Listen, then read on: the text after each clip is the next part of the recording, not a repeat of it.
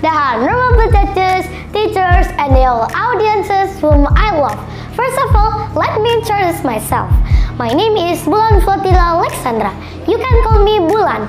I am from grade 6. I study at Muhammadiyah 15 Elementary School in Surabaya. Well, today I would like to tell you about being a leader. What actually the leader is, and how can we be a leader?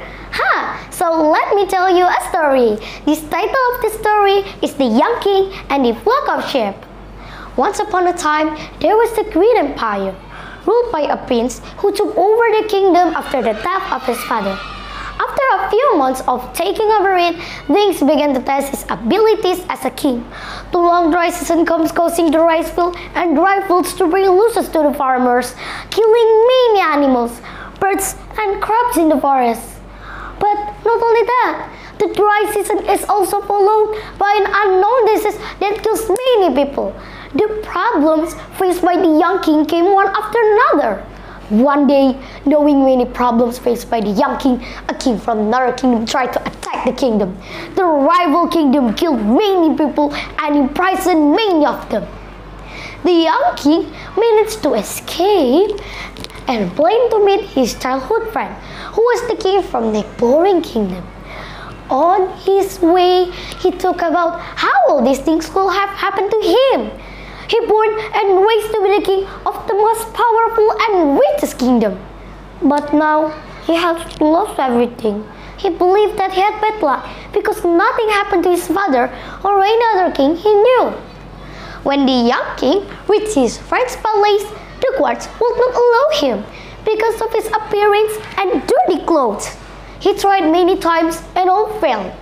Then he worked so that he could buy some clothes. After wearing new clothes, he was allowed to meet his friend. To his friend, who was the king from the neighboring kingdom, he explained all the things that happened to him. After hearing the story, his friend instructed his servant to give the young king 100 sheep. The young king was surprised that he expected more than this.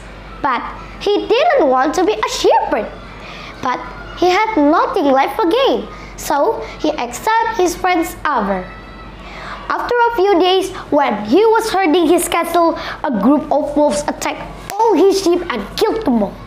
While the wolf attacked, the young king escaped instead. He went back to see his friend and asked for help. This time, his friend gave 50 sheep. But once again, the young king failed to protect his sheep from the wolves. On the third occasion, his friend gave only 25 sheep. This time, the young king thought if he couldn't protect his flock of sheep from the wolves again, he wouldn't get any more help from his friend. So, he learned the territory carefully and how to attack the wolf.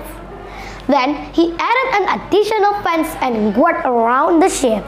He continued to monitor those places and talk to everyone and continued to learn how to raise sheep. After a few years, his sheep have grown to 1,000 sheep. With a great joy that he met his friend at the place and told him what he had achieved. Upon hearing about it, his friend asked his minister to give him a province to rule. Hearing this, he asked his friend, "Why you don't give me the province to rule when I first came to you for help?" His friend replied, "The first time when you came to me for help, your mindset was just like you were born and raised to be a leader. But the truth is, you are far from it. You may be born into wealth, pride, and power, but you are never properly educated and trained to lead your people.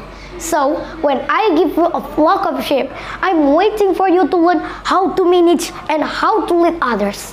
Dear my friend, now I believe you if you are ready to lead others.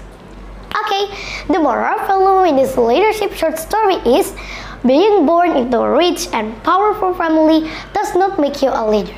You may be in charge of other people as the king of a place, but holding that position and doing nothing for people under your control doesn't make you a leader. Get to know your people better and win the hearts and minds of those people. Okay, that's all the story from me. I hope we can learn something from it. Don't forget it ya. Oke, wassalamualaikum warahmatullahi wabarakatuh. Goodbye, my friends. Love you all.